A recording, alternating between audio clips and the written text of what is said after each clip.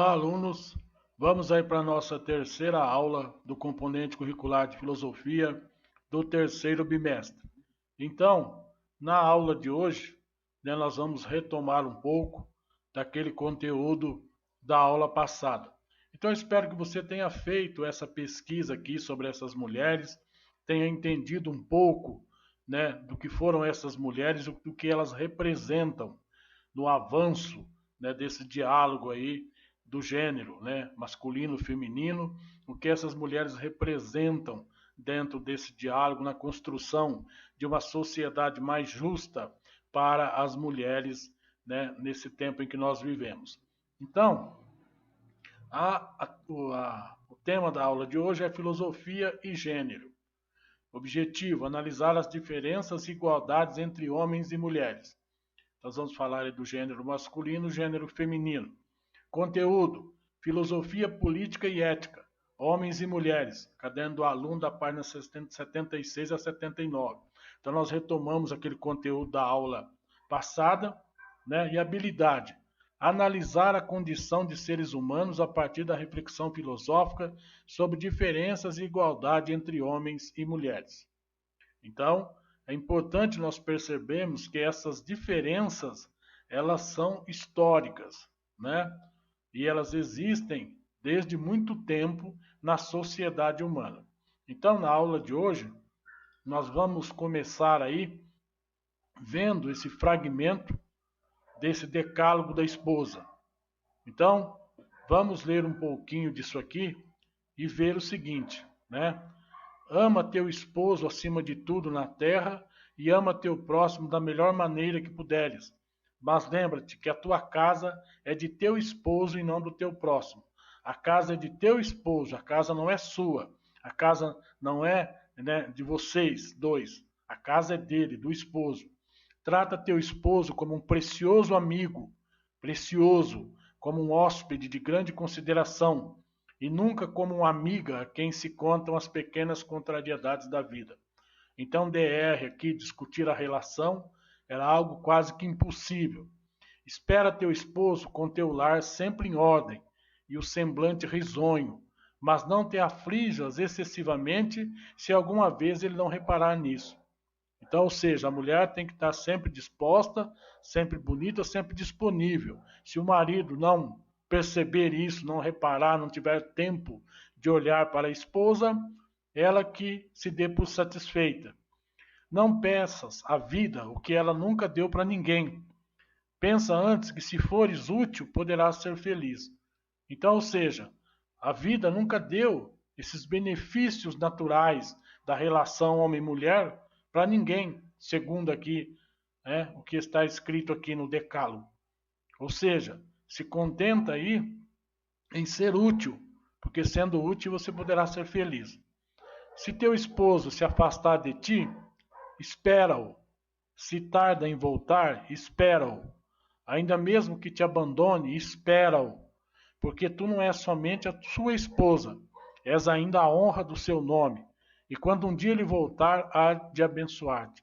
Olha que absurdo, Isso publicado numa revista feminina de São Paulo, Na página 127, Na revista número 127, na página 68, em 1924, há menos de 100 anos. Daqui 4 anos isso vai completar 100 anos de existência. E nós temos 2020 anos depois do nascimento de Cristo.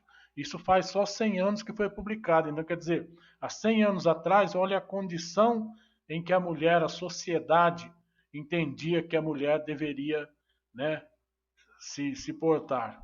Então, veja bem que essas condições aí de diferença, latente entre o gênero masculino e feminino, isso existe desde há muito tempo. E essas conquistas que nós conseguimos agora, nesse tempo, conquistas muito importantes, devem ser consideradas para que não haja um retrocesso, para que nós não voltemos a esses tempos sombrios aí, como nós acabamos de ler. Há 100 anos atrás, olha como era a sociedade, Então nós vamos ver aí Rousseau, Também a ideia de Rousseau com o seu Emílio, a ideia de criação, do jovenzinho no tempo de Rousseau. Então, no que diz respeito à conceitualização dos sexos, na maioria dos pensadores encontramos profundas contradições em relação a esta palavra de ordem e autonomia. Rousseau, no livro 5 de Emílio, sustenta que toda a educação das mulheres deve ser limitada a seus deveres para com os homens, agradar-lhes, ser-lhes úteis, fazer-se amar e honrar por eles, aconselhar, fazer-lhes a vida agradável e doce, criá-los desde pequenos e cuidar-lhes quando idosos. Mas Rousseau é estudado como um grande pedagogo, o pedagogo da autonomia, do deixar livremente as crianças desenvolver sua personalidade. No entanto, esse modelo de desenvolvimento de personalidade em liberdade era para o Emílio, para o menino, que representa o gênero masculino. Para Sofia, que é o modelo feminino, Rousseau propõe praticamente o contrário. Defende que não há que deixar que se desenvolva livremente. Precisa aprender a submissão, aprender a viver para outros, a fingir e a manter as aparências. Sem querer justificar o pensamento acima, é preciso destacar que Rousseau está pensando em um modelo de sociedade burguesa, lá onde ele viveu, na Europa, no qual as mulheres vão estar em casa garantindo a infraestrutura do homem produtor, que sai ao mundo do trabalho, assalariado e da política. Do âmbito do público é considerado superior, mas secretamente se apoia no mundo doméstico no qual se tem marginalizado as mulheres. Então observe aí que a mulher tem uma função fundamental aí, que é manter a estrutura do lar para que o marido possa trabalhar e ganhar o dinheiro, né? No oculto desse texto está essa condição importantíssima da mulher naquele período da vida da sociedade, né? A mulher tinha aí, como tem hoje, uma importância, né, magistral aí, no sentido de manter a unidade, manter o lar, manter aí tudo aquilo que o homem necessita, né? Mas isso não justifica o fato de ela estar aí submissa a algumas tarefas e obrigada de algumas tarefas, né, que se parecem única e exclusivamente das mulheres. Então, lugar de fala. O lugar de fala traz na sua essência a consciência do papel do indivíduo nas lutas, criando uma lucidez de quando você é o protagonista ou coadjuvante no cenário da discussão. Não há silenciamento de vozes. Traz uma liberdade para cada grupo se reconhecer e entender em qual espaço se encontra conforme o processo de organização e falar com propriedade a partir dele. Então observe que o lugar de fala ele exige um conhecimento do contexto. É preciso que eu tenha participação ativa naquilo do qual eu vou me colocar no lugar de fala. Se eu não entendo daquilo, se eu não pratico, se eu não participo, se eu não vivo aquilo, eu não tenho lugar de fala a partir daquilo.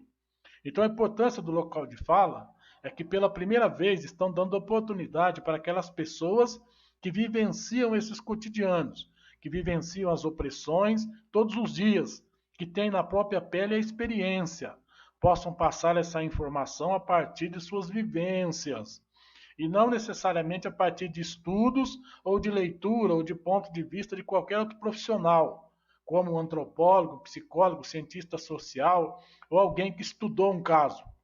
O local de fala é rico nisso, porque ele não está dentro, né, de um livro. Ele está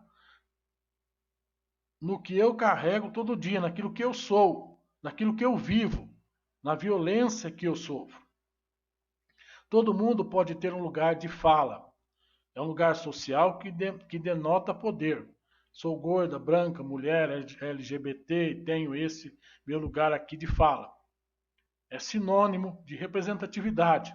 Ou seja, qualquer pessoa que é alguma coisa e que quer postar para a sociedade, quer mostrar para a sociedade aquilo que ela é, a condição na qual ela vive e como ela vive, os limites, as imposições, ela tem a sua representatividade e tem o seu lugar de fala.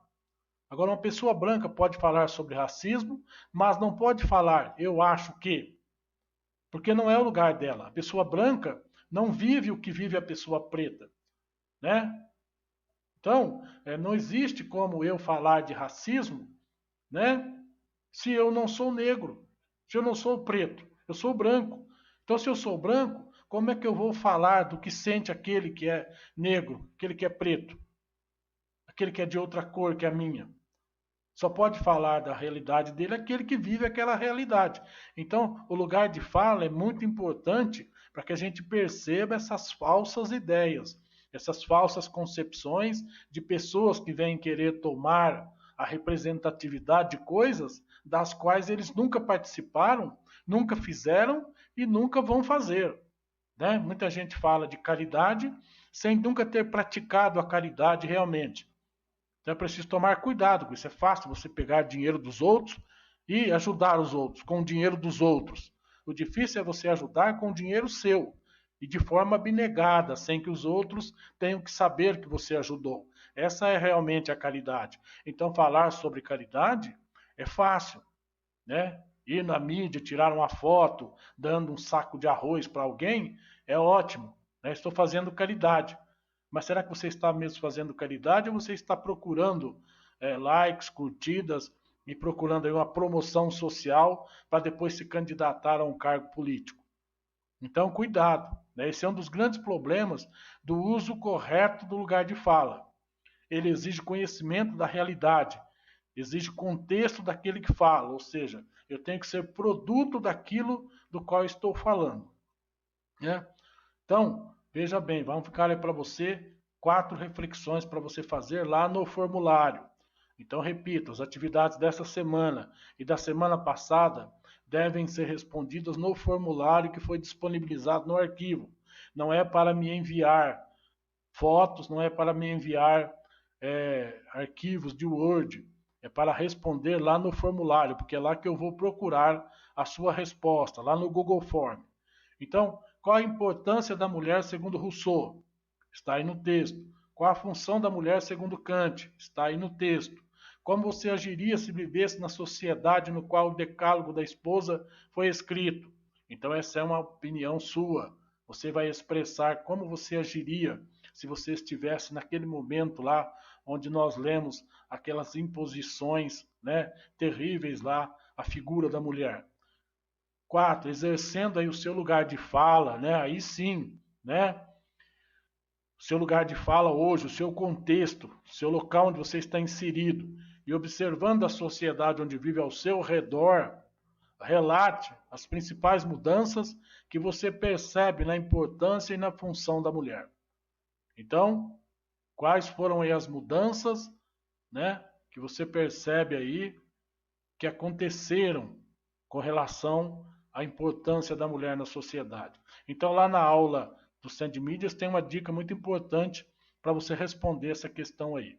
Então, boa aula para você, boa reflexão. Espero a sua resposta lá no formulário e até a próxima aula.